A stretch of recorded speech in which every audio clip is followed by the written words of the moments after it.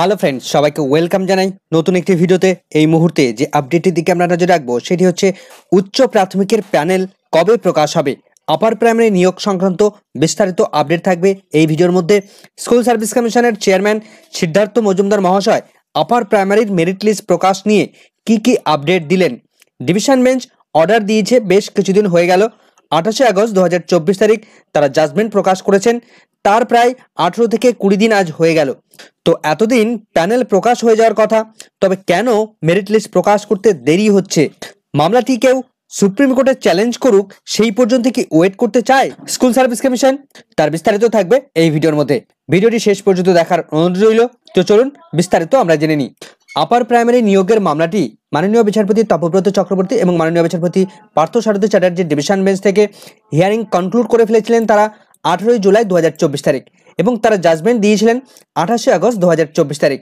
তো তারপর আজকের এই দিনে দাঁড়িয়ে প্রায় 18 থেকে 20 দিন অতিবাহিত হয়ে গেল, কিন্তু স্কুল সার্ভিস কমিশনের পক্ষ থেকে এখনো পর্যন্ত কোনো রকম হেলদোল দেখা যাচ্ছে না। আমরা জানি এই আপার প্রাইমারি মেরিট লিস্ট একটা স্কুল সার্ভিস কমিশন তারা প্রকাশ করেছিল। তো আমরা জানি স্কুল সার্ভিস কমিশন তারা 14,339টি ভ্যাকেন্সির মধ্য থেকে তারা প্যানেল অলরেডি পাবলিশ করে দিয়েছিল 14,052 জন ক্যান্ডিডেটের। তো তার মধ্য থেকে এই প্যানেলটা তো অলরেডি রেডি ছিল। তার পাশাপাশি ডিভিশন বেঞ্চ তারা নতুন করে এই 1463 জনকে অ্যাড করার নির্দেশ দিয়েছেন, অর্থাৎ এই 14,000 প্যানেলের সঙ্গে 1400 জনকে অ্যাড করে নতুন করে প্যানেল প্রকাশ করার নির্দেশ দিয়েছেন। তো এই 1463 জনের প্যানেল সেটাকে নতুন করে তৈরি করতে হবে বা তাদের স্কোর পয়েন্টগুলো সাজাতে হবে। তো সেটাকে সাজিয়ে তারপর এই 14,000 যে 52 জনের ক্যান্ডিডেট তার মধ্যে ইনক্লুড করতে হবে, এবং যার যেটা র্যাঙ্ক হবে সেটা র্যাঙ্কে প্লেস পেয়ে যাবেন। কিন্তু সেটা করতে কত সময় লাগাবে স্কুল সার্ভিস কমিশন?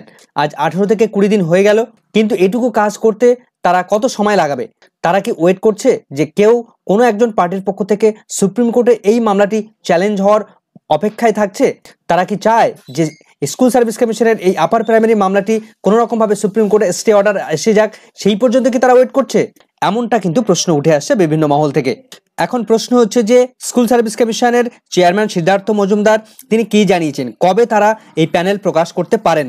আমরা দেখেছি এই আপার প্রাইমারি নিয়োগ যাতে দ্রুত বা প্যানেল যাতে দ্রুত পাবলিশড হয়, তার জন্য চাকরি প্রার্থীরা আন্দোলন করে চলেছেন। তো তাদের প্রতিনিধি দল গত সপ্তাহে এসএসসির চেয়ারম্যান সিদ্ধার্থ মজুমদারের সঙ্গে তারা সাক্ষাৎ করেছেন। সেখান থেকে যে তথ্যটা বেরিয়ে এসে তিনি যে বক্তব্যটা পেশ করতে চেয়েছেন, তাকে প্রশ্ন করা হলে যে কবে এই প্যানেল প্রকাশ করার সম্ভাবনা রয়েছে বা কবে আপনারা এই প্যানেল প্রকাশ করছেন, তো তার অ্যান্সারে তিনি জানাচ্ছেন সমস্ত প্রসেসটা কন্টিনিউ চলছে। উচ্চ প্রাথমিকের এই মেরিট লিস্ট সমগ্র দিকটা তারা প্রিপেয়ার করছে, এবং তিনি স্পেসিফিকলি ভাবে এটুকু জানান যে আপার প্রাইমারির প্যানেল বৃহস্পতি শুক্রবারের দিকে একটা সম্ভাবনা তৈরি হচ্ছে। অর্থাৎ তার বক্তব্য যে আমরা দেখছি বৃহস্পতি শুক্রবারের দিকে কতটা কি করা যায়। অর্থাৎ তিনি কনফার্ম বলতে পারছেন না যে বৃহস্পতিবার বা শুক্রবারে তারা প্যানেল বের করতে পারবে। অর্থাৎ এখনো দেখা যাচ্ছে যে এদের যে সদিচ্ছার অভাব আছে সেটা কিন্তু খুব পরিষ্কার হয়ে যাচ্ছে, কেননা অর্ডার দেওয়ার 2 থেকে 3 দিনের মধ্যেই কিন্তু প্যানেল প্রকাশ হয়ে যাওয়া উচিত ছিল, যেটা আমরা দেখেছিলাম প্রাথমিক 2022 নিয়োগে সুপ্রিম কোর্ট ছাড়পত্র দেওয়ার সঙ্গে সঙ্গেই তারা কিন্তু তাদের প্রাথমিক 2022 নিয়োগের প্যানেল তারা প্রকাশ করে দিতে পেরেছিল। কিন্তু স্কুল সার্ভিস কমিশন তারা কেন পারছে না? তারা কেন এত সময় নিচ্ছে? এটুকু বোঝা যাচ্ছে যে সমস্ত স্তরেই একটা সদিচ্ছার বড় অভাব লক্ষ্য করা যাচ্ছে। তো সুপ্রিম কোর্টে এই মামলাটি চ্যালেঞ্জের ব্যাপার নিয়ে বলবো, তার আগে আরেকটি বিষয়, সেটা হলো সরকার পক্ষের কোনো একজন আইনজীবী তিনি জানিয়েছেন যদি স্কুল সার্ভিস কমিশন তারা যথারীতি নির্ধারিত সময়ের মধ্যে তারা প্যানেল রেডি করতে না পারে, তাহলে তারা কন্টেম্প্ট মামলা করবেন। এখন প্রশ্ন হচ্ছে যে যদি সেই সমস্ত লয়ারদের সরকারের সঙ্গে যোগাযোগ ওঠা বসা থাকে, তাহলে তারা সরকারের সঙ্গে যোগাযোগ করে সরাসরি যোগাযোগ করে কেন এই প্যানেলটাকে দ্রুত পাবলিশ করতে পারছেন না, সেটা নিয়ে কিন্তু প্রশ্নচিহ্ন উঠেছে। এবার আছি সুপ্রিম কোর্টে এই আপার প্রাইমারি মামলাটি চ্যালেঞ্জ হওয়ার বিষয়টা নিয়ে। কলকাতা হাইকোর্টের ডিভিশন বেঞ্চ আপার প্রাইমারির মামলায় যারা বাদী এবং বিবাদী উভয় পক্ষ ছিল তাদের প্রত্যেককে স্যাটিসফাইড করে দিয়েছে, প্রত্যেককে চাকরি দেওয়ার নির্দেশ দিয়েছে। তো তাতে করে আর নতুন করে আর কোনো ইস্যু বা নতুন করে মামলা চ্যালেঞ্জ হওয়ার কোনো প্রশ্ন থাকে না। কিন্তু তারপরেও বেশ কিছু পক্ষ যারা এই নিয়োগ প্রসেসে অংশগ্রহণ করতে পারেননি বা সুযোগ পাননি, অর্থাৎ যাদের ইন্টারভিউ প্রসেসে কল করা হয়নি বা ডাকা হয়নি, সেই সমস্ত ক্যান্ডিডেট সেই সমস্ত প্রার্থীদের পক্ষ থেকে তারা সুপ্রিম কোর্টে এই মামলাটিকে চ্যালেঞ্জ করার দাবি জানিয়েছে, এবং তার জন্য তারা বিভিন্ন পক্ষ থেকে বিভিন্ন ধরনের প্রচেষ্টা চালাচ্ছে যে সুপ্রিম কোর্টে কোনো একটা এসএলপি ফাইল তারা করার জন্য। তবে সুপ্রিম কোর্টে মামলা করতে গেলে বা এসএলপি করতে গেলে তার যথেষ্ট ব্যাকগ্রাউন্ড থাকা দরকার, যথেষ্ট কারণ থাকা দরকার। সেই কারণগুলো তাদের কাছে আছে কিনা সেটাও কিন্তু প্রশ্নচিহ্ন রয়েছে।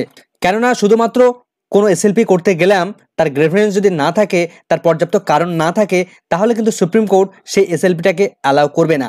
তো তারা বিভিন্ন ধরনের চেষ্টা চালিয়ে যাচ্ছে সুপ্রিম কোর্টে কোনো একটা এসএলপি করার জন্য, এবং তার পাশাপাশি যথার্থ তারা ডকুমেন্টস প্রুফ তারা সেগুলোকে কালেক্ট করার চেষ্টা করছে, যাতে করে কোনো রকমভাবে এই নিয়োগ প্রসেসটাকে আটকে দেওয়া যায়। দীর্ঘ 8-9 বছর ধরে আটকে থাকা এই রিক্রুটমেন্ট প্রসেসটা অবশ্যই কমপ্লিট হয়ে যাওয়া দরকার। কেননা পরবর্তী যারা এরপর 2016 সালের পর থেকে যারা বিএড করে আছেন, বসে আছেন, একটা পর্যন্ত এসএসসি তারা সুযোগ পাননি। তো তারা কি দোষ করেছে? তাদের তো একটা সুযোগ পাওয়া উচিত ছিল এতদিনে। তো সম্পূর্ণ এই আপার প্রাইমারি নিয়োগ আটকে থাকার কারণেই তাদের কিন্তু কোনো সুযোগ পাচ্ছে না তারা। সুতরাং এই রিক্রুটমেন্ট প্রসেসটা যত দ্রুত সম্ভব কমপ্লিট হয়ে গিয়ে পরবর্তী রিক্রুটমেন্ট প্রসেসে নতুন নোটিফিকেশন আসুক, মোটামুটি সবাই এটাই চাইছেন। এখন প্রশ্ন হচ্ছে যে স্কুল সার্ভিস কমিশন তারা কি ওয়েট করছে এই সুপ্রিম কোর্টে এসএলপি দায়ের হওয়া পর্যন্ত, বা সুপ্রিম কোর্ট যদি কোনো একটা ফার্স্ট হিয়ারিং, যদিও কোনো একটা এসএলপি গ্রান্ট হয়ে যায়, তাহলে সেই এসএলপিটা যখন শুনানি হবে তখন প্রথম 1-2 দিনের শুনানিতে যদি কোনো রকমভাবে স্টে এসে যায়, তাহলে কিন্তু এই রিক্রুটমেন্ট প্রসেসটা সম্পূর্ণভাবে আটকে যাবে। আর সুপ্রিম কোর্টে একটা মামলা, সেখান থেকে কিন্তু দীর্ঘ সময় কিন্তু অতিবাহিত হওয়ার সম্ভাবনা থাকে। তো স্কুল সার্ভিস কমিশন কি সেটাই চায় যে সুপ্রিম কোর্টে একটা মামলা হোক, এই নিয়োগ প্রসেসে আবার স্টে পড়ুক? কেননা নিজেদের তো কোনো রকমভাবে এই রিক্রুটমেন্ট করার কোনো ইচ্ছেই নেই। যদি ইচ্ছে থাকতো তাহলে এই 18 থেকে 20 দিন এনাফ একটা টাইম। কেননা ওদের কাছে অলরেডি সমস্ত প্রুফ, সমস্ত ডকুমেন্টস অলরেডি প্রিপেয়ার ছিল। শুধুমাত্র এই 1463 জনকে ইনক্লুড করার বাকি ছিল। তাদেরকে ইনক্লুড করতে কতটুকু সময় লাগতে পারে? 2 থেকে 3 দিন এনাফ টাইম। সেখানে তারা 18 থেকে 20 দিন টাইম নিয়ে নিল, অথচ এখনও পর্যন্ত প্যানেলের কোনো দিশা দেখা যাচ্ছে না। আগামী বৃহস্পতিবার, সেদিকেও তারা কিন্তু কনফার্ম বলতে পারছে না, বৃহস্পতি শুক্রবারের দিকে, যে তারা প্যানেল পাবলিশ করতে পারবে। সেক্ষেত্রে আমি এই সপ্তাহ ছেড়েই দিলাম, পরের সপ্তাহে গিয়ে অর্থাৎ সেপ্টেম্বরের শেষ সপ্তাহে গিয়ে কিন্তু এই আপার প্রাইমারির ফাইনাল মেরিট লিস্ট প্রকাশ হওয়ার সম্ভাবনা রয়েছে। এবং পুজোর ঠিক আগে শুধুমাত্র কাউন্সেলিং প্রসেসটা মোটামুটি তারা শুরু করতে পারে, এমনটা কিন্তু এসএসসির তরফ থেকে যা খবর উঠে আসে সেটুকু লক্ষ্য করা যাচ্ছে। তো এই নিয়োগ প্রসেসটা দ্রুত সম্পন্ন হোক, পরবর্তী রিক্রুটমেন্ট প্রসেসের নতুন নোটিফিকেশন আসুক, এই প্রত্যাশা রেখে এখনকার মতো এই ভিডিওটি এখানেই শেষ করছি। ভিডিওটি সম্পূর্ণ দেখার জন্য সকলকে ধন্যবাদ। চ্যানেলে নতুন হলে অবশ্যই একটু সাবস্ক্রাইব করে রাখার অনুরোধ রইল। সকলকে ধন্যবাদ।